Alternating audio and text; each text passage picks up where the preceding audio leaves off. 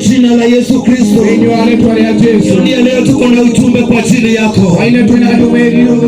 Na ujumbe ambao tuko nao katika siku hii ya leo ya kwamba kukaa katika maisha ambayo iko huru. Living a life of freedom. Kuikara mutorere utole na kiho. Kukaa katika maisha ambayo hujafungwa. Kukaa maisha ambayo iko huru. Kuikara mutorere. Hiyo ndio ujumbe ambao tuko nao siku ya leo. Najua kwamba siku mingi watu wamekaa katika maisha ambayo wamefungwa na mambo pale, lakini siku ya leo kuna neno la uzima, neno la kuleta ukombozi.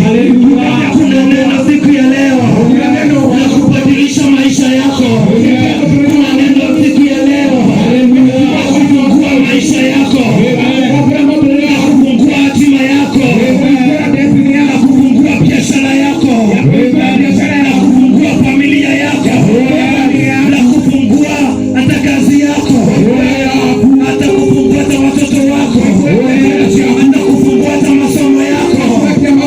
Neno ambalo lina nguvu. Neno siku ya leo, neno la ukombozi. Neno siku ya leo, neno la uzima. Yesu ametumana kwa ajili yako. Mpendwa, siku ya leo nikwambie, kitabu cha Ruth, kitabu cha Ruth, kuna mtu mmoja ambaye aliitwa Elimeleki. Alikaa katika mji wa Bethlehem Yuda, na wakasema ya kwamba pamoja na familia yake ambaye mke wake aliitwa Naomi utaenda mji wa Moabi. Katika nchi yako kulikuwa na njaa, kulikuwa na kiangazi. Wakasema watahamia katika nchi ya ugeni.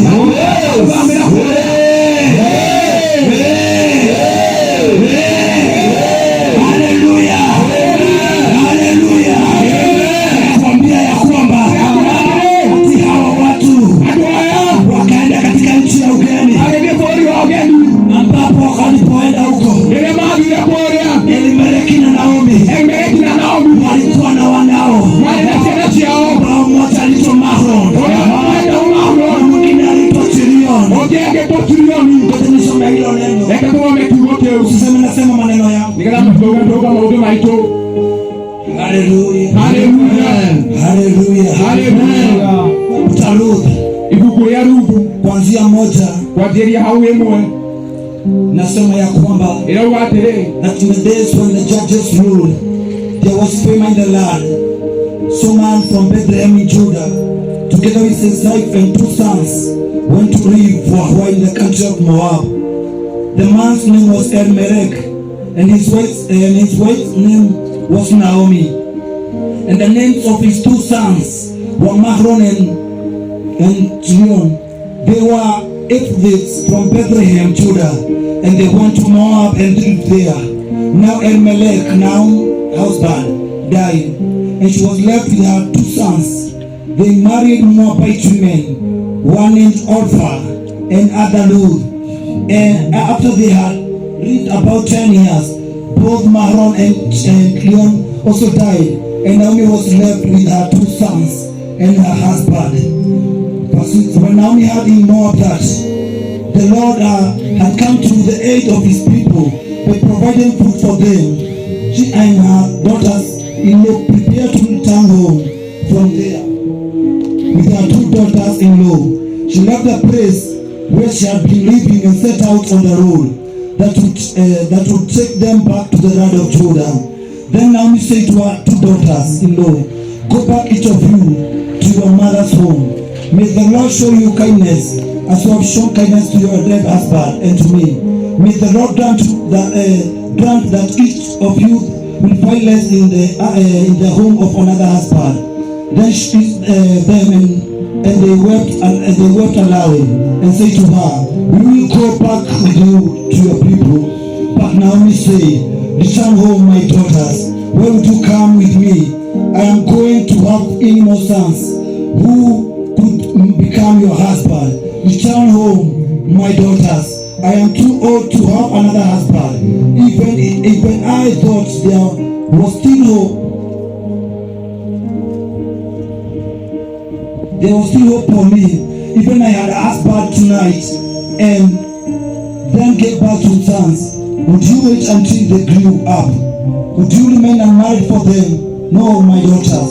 It is better for me than for you, because the Lord has turned against me. Bwana Yesu asifiwe. Hili labda ni neno ambalo umelisikia kwa siku mingi, lakini nataka kukuambia ya kwamba hawa watu ambao ni Elimelech na mkewe Naomi na watoto wao Mahlon na Chilion ambao walienda katika nchi ya ugeni kwa ajili ya kiangazi, walipoenda katika mji wa Moabu, hapo ndipo walienda wakapata wake moja akaoa, moja anaitwa Orfa na mwingine anaitwa Ruth, na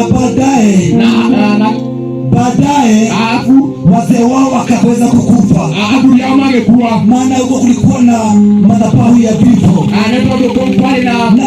Na kabla ya hawa wanawe wawili Elimelech